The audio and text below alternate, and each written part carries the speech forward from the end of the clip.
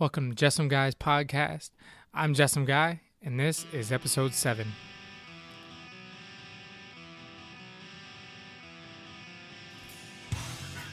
In this episode, Quigley tells us who were the players moving the geopolitical chess pieces that led to the First World War, the false flag necessary to drag America into the fray, the origins of fake news, and the main reasons the banking dynasties engineered it. This is Chapter 5 of our Tragedy and Hope series.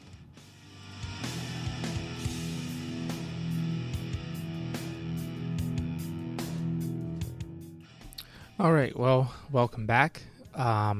This episode, we'll be getting back into Tragedy and Hope, specifically where we left off Chapter 5, where we're going to talk about the First World War. Now, WW1 was a very dense, deep topic, something that many books have been written about, and we're not going to get into all of the specificities. We're going to only really talk about the little things that we get from an insider like Quigley. He's going to talk about the creation of all these alliances and all these backdoor agreements and the international crisis that it led to. He's going to talk a lot about the military history, but that's not anything that we really care about for these purposes. But so the chapter starts page 209, but on 211, he gets into the growth of international tensions. Mainly, so Germany's unification under Bismarck challenged Britain's hegemony over Europe, which was at first welcomed by Britain because of their balance of power strategy. And Germany's ascension put pressure on Britain's main rival, France. And under Kaiser Wilhelm II, Germany threatened England commercially, naval, and colonially. He also adds on page 212, quote, "In commercial matters, the British found German salesmen and their agents offering better service, better terms, and lower prices on goods of at least equal quality and in metric rather than Anglo-Saxon sizes and measurements. Their ambitions in Africa also threatened England's railroad Cape of Good Hope to Cairo. And then the Germans also had the audacity to back the Boers in South Africa." And so he says Bismarck made 2 tripartite agreements with Russia and Austria-Hungary, the Three Emperors League of 1873, and the Three Emperors Alliance of 1881. And this would be the 3 great empires of Prussia, Russia, and Austria-Hungary. And so these ended up breaking down. So Bismarck made a triple alliance with Austria-Hungary and Italy. Now, on 213, he says Bismarck made treaty with Russia for the purpose of keeping them from France. But William II didn't renew when he took over like a dum-dum. And this led to Russia and France forming an alliance. This naturally led to Britain joining the dual alliance to create the triple alliance because of William II's antagonizing them. So something that needs to be understood for those not familiar with pre-World War I geopolitics or history in general, that all these intrigues between nations, forming alliances and backdoor agreements between, these different empires, was like adding gunpowder to the powder keg. So we have these nations and empires competing for colonies and over hegemony and trying to isolate their perceived enemies by forming these alliances, and some of these were secret and treaties. And leading to page 215, he says, due to a series of regional conflicts between Britain, France, Russia, China, Japan, and Germany, many ententes and treaties were created between England and France, and also Russia and England, and the creation of the Triple Entente. He says, quote, "One influence which worked to create and strengthen the Triple Entente was that of the international banking fraternity. these were largely excluded from the German economic development, but had growing links with France and Russia. End quote. So we see here that these banking elites were influential in forging all of these treaties and ententes in the background. So, it's as if they were purposefully trying to incite a war or something. And on the top of page 216, he says, quote, "The Rothschilds, close friend of Edward VII and of France, were linked to the French investment bank." I'm going to mess this one up, but here we go. Banque de Paris et de Pays, I guess. This in turn was the chief influence in selling 9 billion rubles of Russian bonds in France before 1914. The most influential of London bankers, Sir Ernest Cassel, a great and mysterious person, had come from Germany to England at the age of 17, built up an immense fortune which he gave away with a lavish hand, was closely connected with Egypt, Sweden, New York, Paris, and Latin America. He became one of King Edward's closest personal friends and employer of the greatest wire puller of the period, that ubiquitous mole, Lord Esher. These generally anti-Prussian influences around King Edward played a significant part in building up the Triple Entente and in strengthening it when Germany foolishly challenged their projects in Morocco and the 1904 to 1912 period. So we see Rothschild involvement at the very top. And we got to remember, Quigley tells us a couple chapters back, that the Rothschilds were the elite banking dynasty of those days. Now, on 218, from 1904 to 1914, he lists a series of political conflicts and crises that led to the outbreak of World War I. And then on 221, of course, it was kicked off by the assassination of Archduke Ferdinand by the Black Hand. So it's funny, starting on 222 through 223, that one of the many reasons Quigley lists as factors that played a role in World War I is democracy. Yes, he's going to blame you, the electorate, for putting our politicians in a position to act aggressively to pacify your xenophobia. Now, this is funny because he also lists the press for arousing the people. Now, of course, he's specifically talking about Europeans at the time, but he has already revealed the Rhodes Roundtable and Milner's Kindergarten's power and influence in European politics, as well as their control over the press in England. But you see, this is the type of subtle propaganda you get from people like Quigley, and even in today's press, that all wars and climate change, national debt, so on and so on, is continually put at the feet of us, the common man. Anytime you read a book or an article online about man is the issue with whatever the crisis is, the hot topic at the moment, just know that this is the propaganda that is targeted at you. And on 224, now here we see Quigley trying to get out in front of the theories that international bankers and arms dealers were the cause of World War I, and instead he shifts blame to the international economic competition. And again, this is the propaganda that comes from them, that you are to blame. Now, we definitely hear this today, that competition for resources are cause for war, that we need international monetary system and cooperation to prevent further wars. Yet, we are just the participants in a system of their creation. We do not have the capacity to wage war on our neighbors.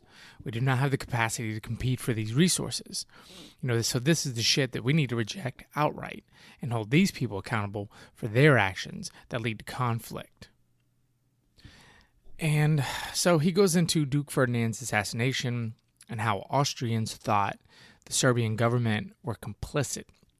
He says that high officials of the Serbian government knew of the plot, but didn't prevent it. Where have we heard this script before? So, Ferdinand wasn't assassinated because he hated the Slavs or was doing anything to agitate them. In fact, Quigley says the Duke was trying to expand the Austro-Hungary Empire to a triple monarchy of Austrian, Hungarian, and Slav. And what do we learn from the first couple chapters? The banking elite is trying to dismantle these monarchical empires. So I'll let you do the math. So he says the Slavs didn't want this either, but instead they wanted to dissolve this monarchy to create their own, and the banking elite are also trying to dissolve monarchies. And then there's some secret society called the Black Hand that carried out the assassination. So again, I'll let you do the math on that one. So we move along to page 236, Diplomatic History. Now he says World War I changed certain things geopolitically and brought in a new era of diplomacy. Quigley points to previous centuries that wars were limited to mercenary armies and for limited objects. This First World War changed that, and it was an unlimited war with a complete mobilization and unlimited objectives. The arrival of mass armies and democracy, he says, was a force in this issue. He says this war also changed the role of non-combatants or neutrals. This whole with us or with the terrorist type rhetoric. This becomes relevant later, but essentially it's a destroyer of international law. Meanwhile, Quigley points to the many violations of international law, both by Germany but mainly by Britain. We see America's early involvement consisted of trying to make Germany adhere to these laws while condoning the many violations by Britain. This is a political tactic we see today. Force your enemies to adhere to rules that you yourself violate. One thing to note on page 242, 243, the Entente powers, the good guys, paid for Mussolini's support to enter the war. Nothing significant, but it does show that the willingness to work with fascists, communists, doesn't matter to these people what their ideology is. And then something else to note was that how Russia dropped out of the war once the Bolsheviks took power in 1917. Something become a little relevant in the next chapter. Now, in 245, he says that breaking up the Ottoman Empire was the main concern of the majority of the diplomatic agreements, something we'll talk about extensively in the next chapter. They encouraged Arab nationalism, which followed Turkish nationalism, both peoples of whom were under the Ottoman Empire, connected through the Muslim religion. This connection between these people groups were already being weakened by the attempts to secularize the Ottoman Empire. So, we have already discussed this in part 1, the goal to break apart long-standing empires with liberal movements such as secularism and nationalism. And on 246, he gets into all these agreements, Sykes-Picot and the like, and part of the agreements by Britain to the Arabs and agitating for their independence in Turkey was promising them lands, which to this day is still disputed, where this little strip of land called Palestine, we're still fighting wars about this, stupid strip of land that was promised to two different groups of people. The Sykes-Picot Agreement further dismantled and partitioned the Ottoman Empire to the point where very little was left to the Turks. And then, of course, we have the Balfour Declaration. Now, officially, it was written by British Foreign Secretary Arthur Balfour, to Lord Rothschild, who was one of the leading figures in the British Zionist movement. It proposed Palestine to the Jews for their own national home, ethno-state, if you will. Now, Quigley is telling you here that they weren't promised the land to be their own, but just that they were allowed to settle there without prejudicing the existing Arabs there. Well, here we are 70 years later, and, well, we know how that went. Now, some people see this as proof of a Jewish conspiracy, that they're the ones behind the New World Order. Some see this as just a geopolitical move to have a strategic outpost in the Middle East, and that Jews were just the sect within this New World Order conspiracy. And then some view it as this Christian Zionist move necessary to bring about the second coming of Christ. So reading from Foreign Affairs, the CFR's paper, they say all of these sort of played a part, but mainly the strategic post of having Europeans settled in the Middle East to give the Brits a protectorate there, so to speak. The members involved believed that world Jewry had great influence over the world of finance and over the world of socialism. Accordingly, they needed help financing the war, and they knew that Jewish influence in America could help convince them to join the war. And it is admitted here that the Brits did indeed promise the same thing to both sides. Even less well known is that the document did not originate from Balfour himself, but was actually written, it was from Lord Rothschild himself, and was sent to the fellow Round Table conspirator Alfred Milner for revision before being delivered.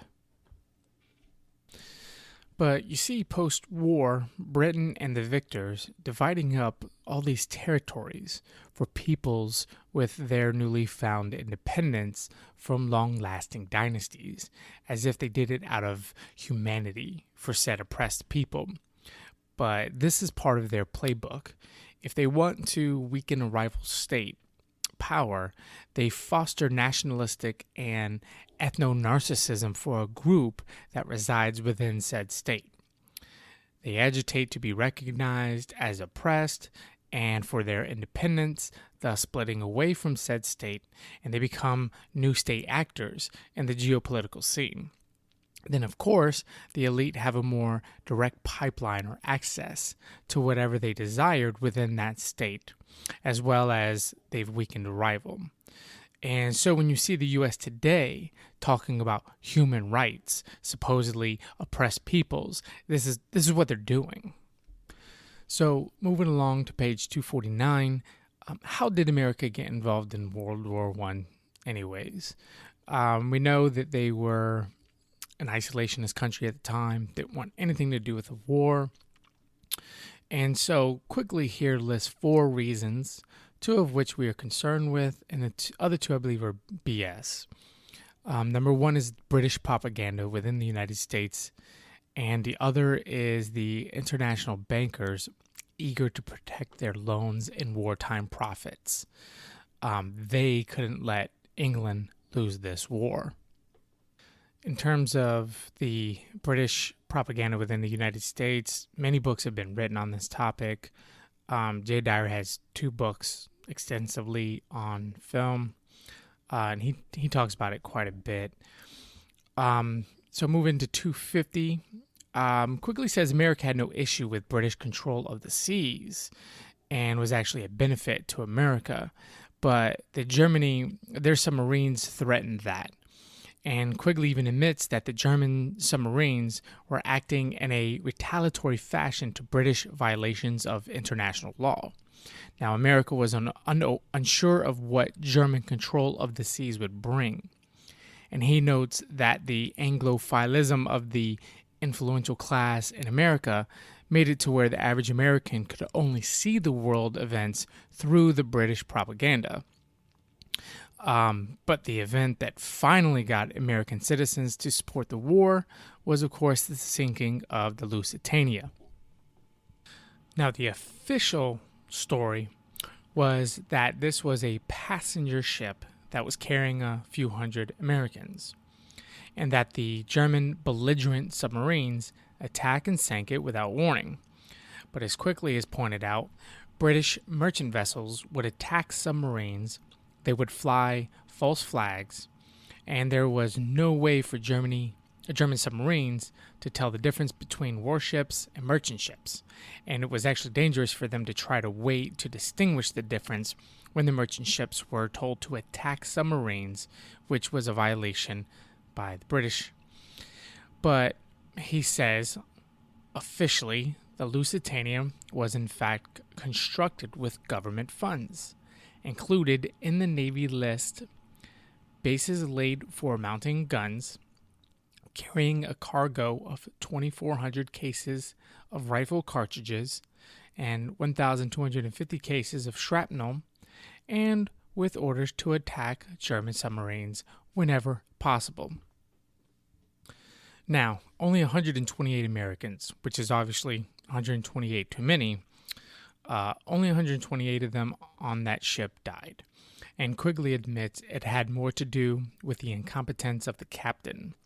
He also admits that there was a mysterious second explosion. The captain was on a course he had orders to avoid. She was at a reduced speed, the ship, meaning an inexperienced crew. The portholes were left open. No lifeboat drills had been held. Basically, in other words, the conspiracy theorists are right that this was set up from the get-go. And, of course, the Entente powers used this for full-on propaganda. And this was some fake news. Sorry, that was my really crappy Trump impression. So the Times in London said that 80% of the passengers were American, when it was actually about 15%. The British created a fake medal that they said the German submarine crew was awarded. And a French paper published a picture of the crowds in Berlin and passed it off as a picture of Germans rejoicing at the news of sinking the Lusitania. So we have fake statistics, false narratives, fake photos, fake documents. Long before the age of Trump, fake news has been a real problem, and anyone interested enough to take the time to listen to this or to read Tragedy and Hope is very justified in not believing a word that comes from mainstream media. They are very much the enemy of the people. And even the information that we get from people like Quigley here still needs to be critically examined. And another clue here on page 251 that the powers to be wanted to involve the U.S. in this war no matter what was the refusal of the U.S. to negotiate any peace with Germany. German officials reached out to U.S. multiple times, and all attempts were rejected.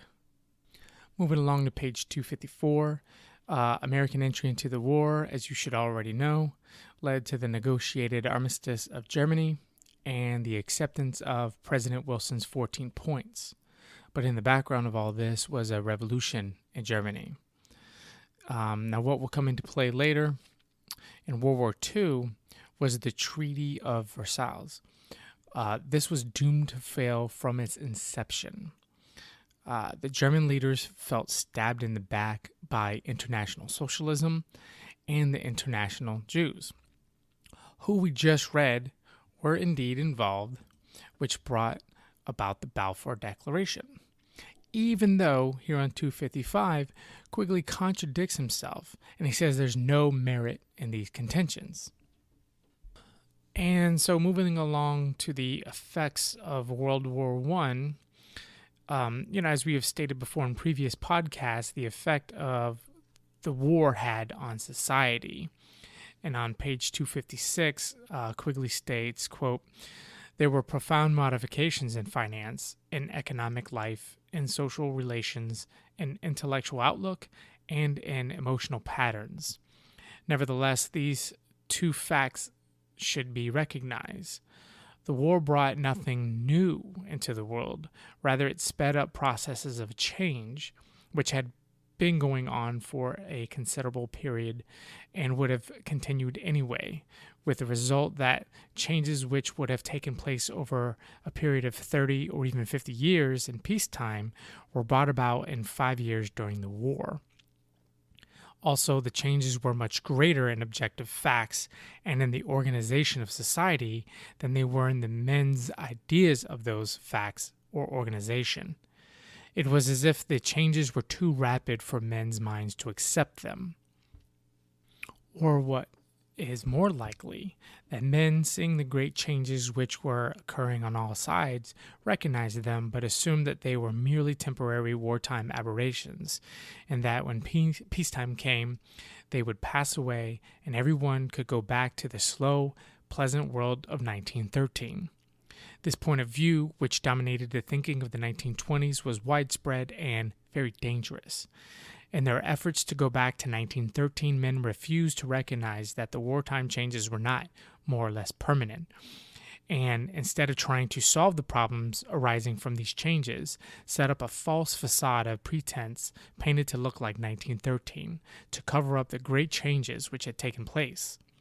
Then by acting as if this facade were reality, and by neglecting the maladjusted reality which was moving beneath it, the people of the 1920s drifted in a hectic world of unreality until the World Depression of 1929 to 1935, and in the international crises which followed, tore away the facade and showed the horrible, long-neglected reality beneath it.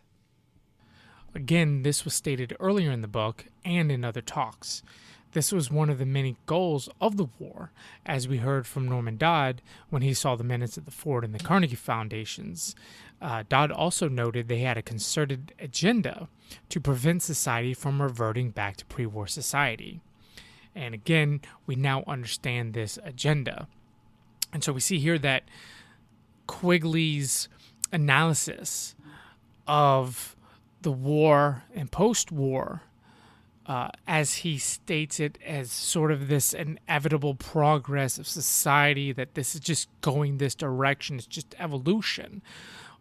His analysis, as you see, is the propaganda. This is why, even though he's given us these deep insights into what really happened behind the scenes, it's still his narrative explaining away that this was done purposefully. It was directed. It was not just a matter of history progressing.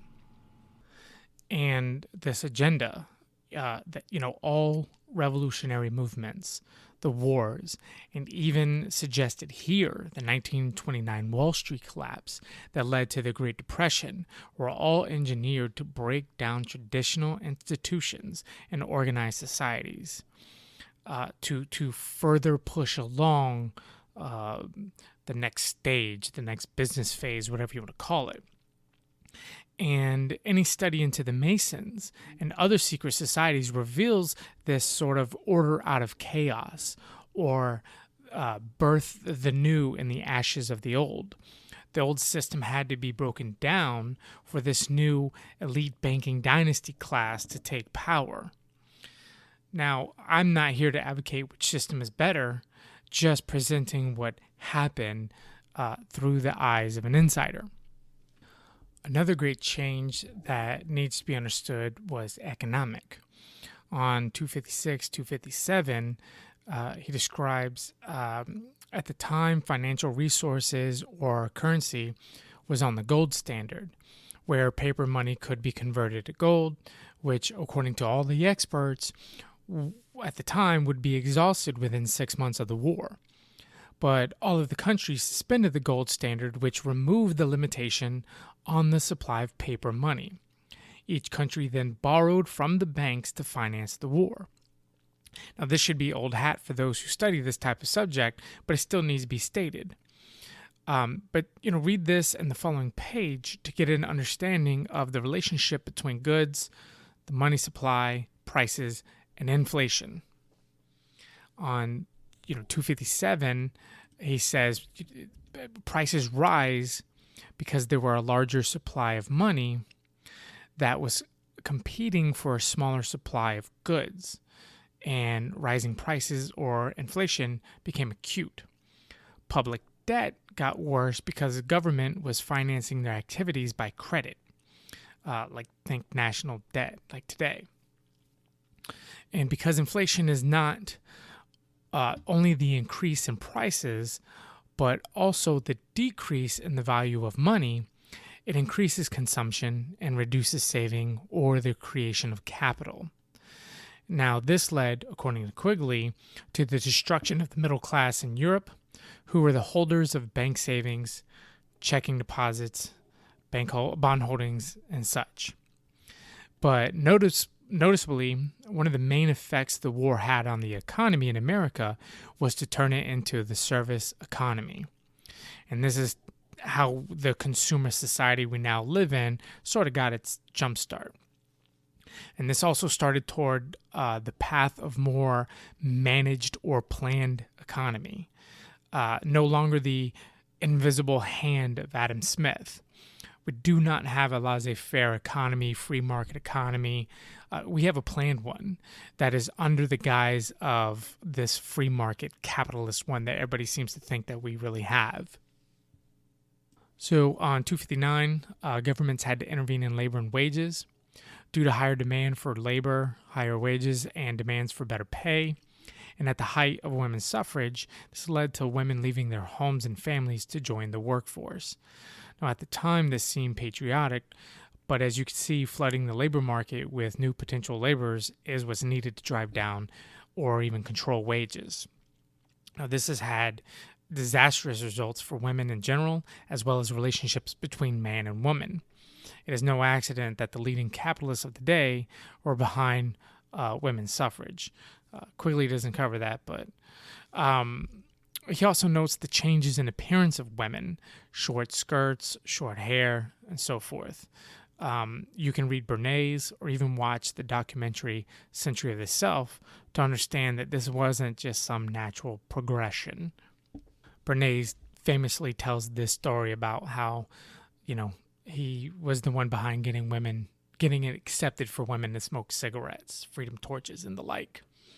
On 262, he notes how the war led to the beginning stages of the administrative state, a consolidation of control and single-headed agencies, and governments, cabinets began to be dominated by a single man.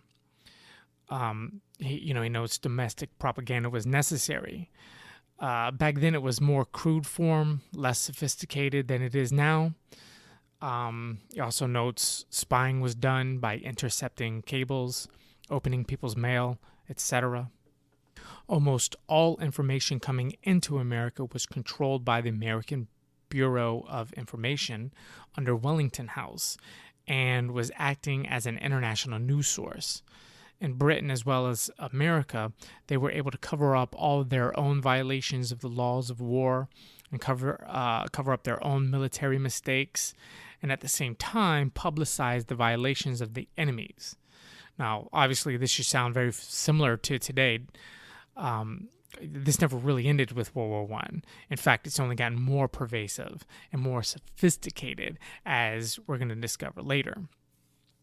He says, quote, in general, manufacture of outright lies by propaganda agencies was infrequent, and the desired picture of the enemy was built up by a process selection and distortion of evidence. End quote.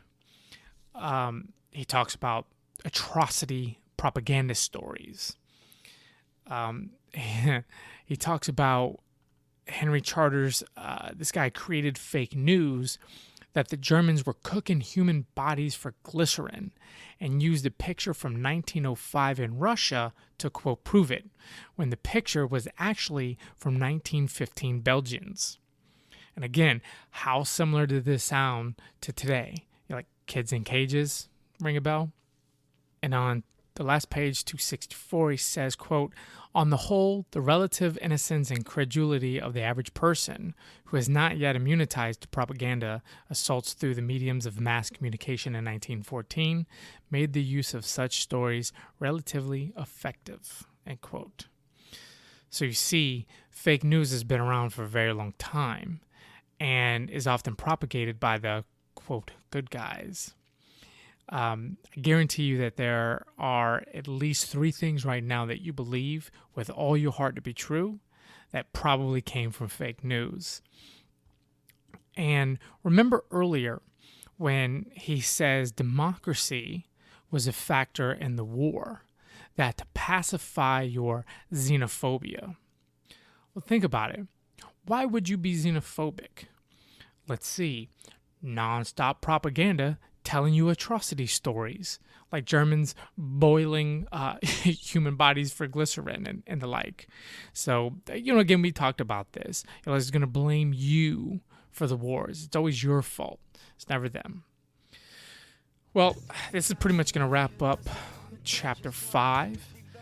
Next is Chapter 6. We're going to get into all the treaties and how they were used to redraw maps and reshape the world order. Like you, just fucking around and shit. Took that crush roll 55 on 26.